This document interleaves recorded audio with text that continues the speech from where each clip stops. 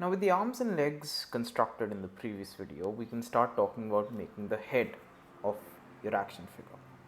Unlike the arms and legs, making the head is slightly trickier because it's round in shape. Think of it this way.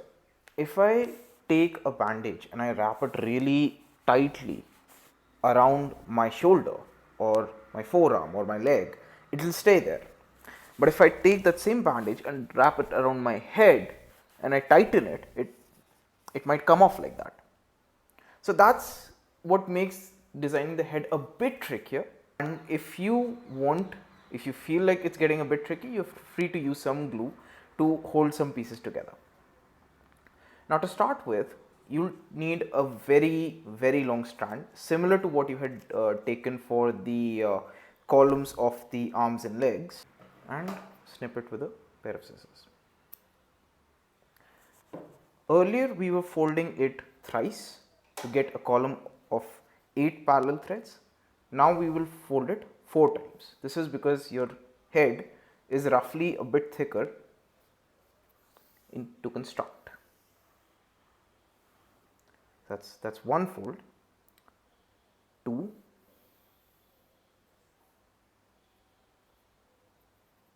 3, that's your 8 threads, and the 4th one. So now you have 16 threads in parallel.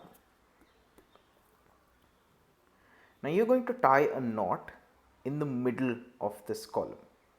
So that's 16 threads getting tied together. Make sure that this knot is really tight. Now why we chose 16 threads is so that you are able to get a thick structure like this one. This represents the chin of the head, which is roughly equivalent to the thickness or a little thicker than your palm. As you can see right now they are comparable, but once you start wrapping thread over this, then it will reach the appropriate width of your face. So we started by making the chin. Now we tie more knots on this, 2 more knots to be specific.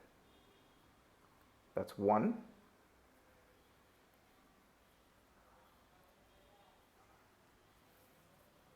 and again make sure it's very tight,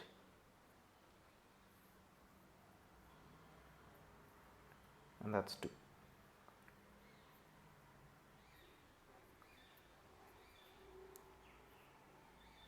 So with these 2 knots, you'll start to see a sort of braid like structure, this little bit. This represents the front of your face like that. And you'll notice right now that this structure is, well, it's extremely bumpy. Right? It doesn't look like much of a face, but then we'll start wrapping over these lumps, and this bumpiness helps with that because it offers a solid surface for the thread to wrap over without unraveling, like I mentioned earlier. Now you can see that there are 16 threads hanging on either side. You need to tie all 32 threads put together in one big knot. That's why we needed to have a really long strand of thread to begin with, because first you've tied the 16 threads together and then you're going to tie one big knot on this thing. This one knot, which I'm about to tie next, this represents the round back of your head.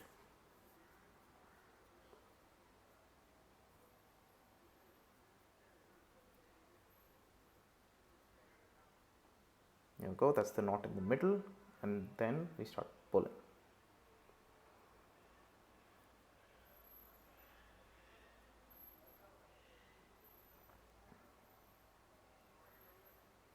And already it is starting to resemble the basic profile of a skull. The front of the face over here and then the back of the head right here.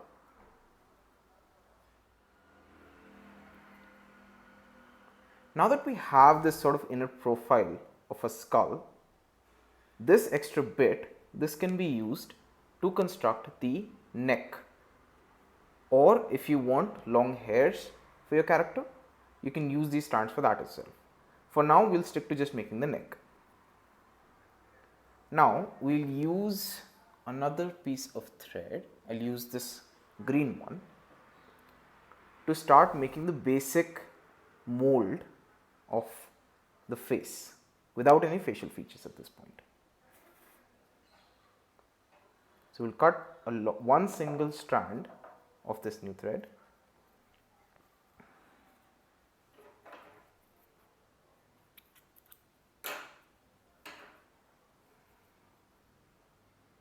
And we need to make sure that this bit, the one that represents the neck, is connected to the face, which means this gap, this U-shaped gap that you see over here, this needs to be plugged in. So I'll take this new green thread for differentiation and I'll wrap it like so. And you need to wrap it between the gap as well.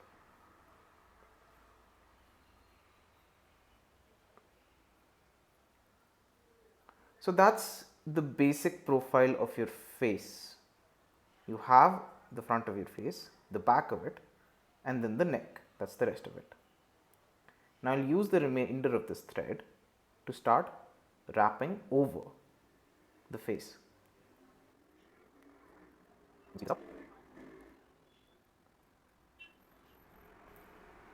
So you can see that I've done some wrapping over the face and it looks very plain at this point. It has absolutely no facial features whatsoever. If we want to build those, we can build those separately as well, as I'll be covering eventually.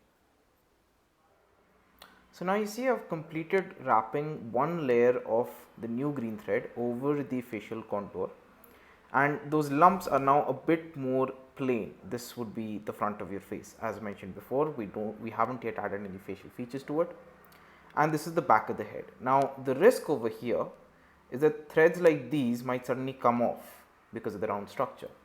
This is where I would recommend adding a bit of glue for the first couple of attempts, just to make sure that this structure remains stable.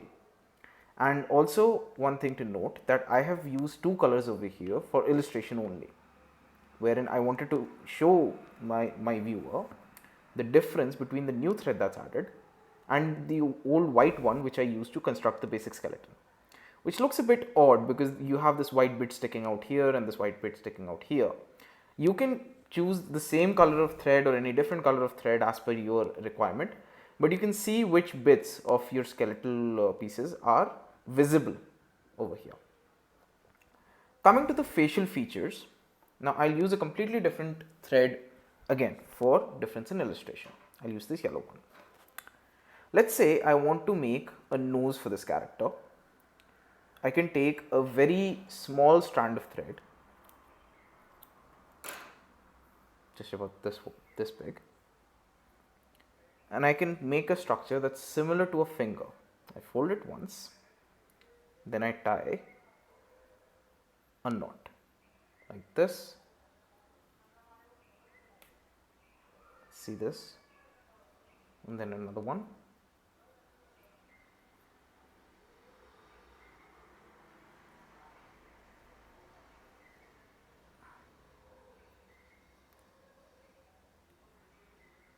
So we have a rough nose-like structure, this little bead over here, which we can elongate based on our requirement, and then we can have this added in front of the face, like so.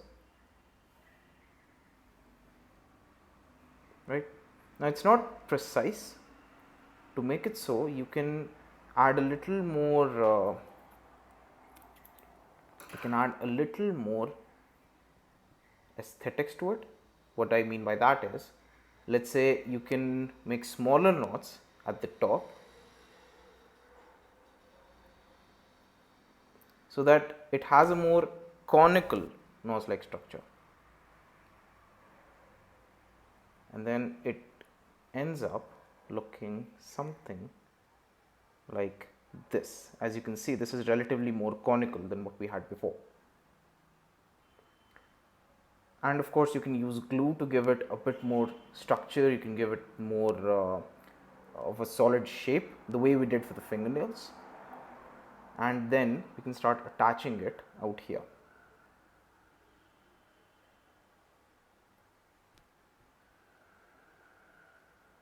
And there's 4 threads, so I'll put 2 of these in front and then tie them at the back of the head.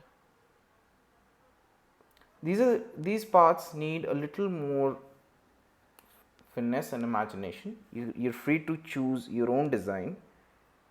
I prefer to keep my structures plain, but if you want to construct finer parts, all of that is possible with the thread that we are using here. That's one down, and now the other.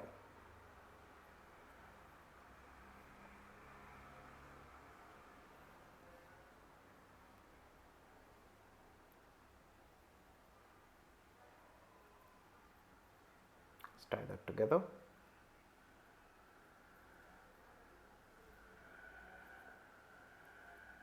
And that's it. Our structure has a nose-like structure in front, and you can also add more layers of thread over to give it a more forehead-like contour. The way you could notice here that your forehead is a bit more protruding, your eyes aren't, and then your nose is. So we've made the nose. Now we can use the other strand of thread that we had left. I'll take the original green one to give it a more proper shape and color and wrap like so, over and under. So the idea of it is that it will make the forehead a bit more protruding. These are the kind of things that make making the face a bit trickier, because there are a lot of fine parts that you need to work with. Of course, we can tuck away some of the old threads that we had made.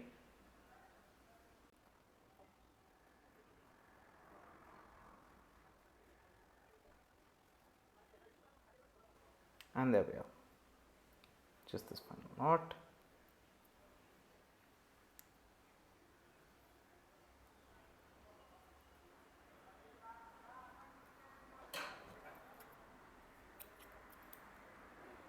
And that's the basic structure of your head completed. You can see that the separate thread which I had used to make the nose is still visible, right? For constructing something like the eyes, I would not recommend using thread, because you'll probably not be able to get a precise and clean shape of the eyes.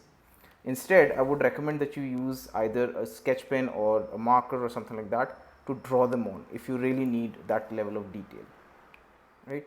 Now we can then move on to making the neck of the action figure, and the neck again is similar to making the arms and legs, wherein we take a strand of thread and we wrap it over like so.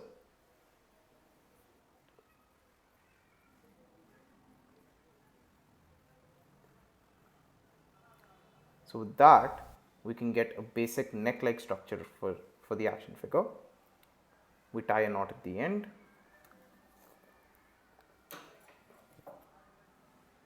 and snap.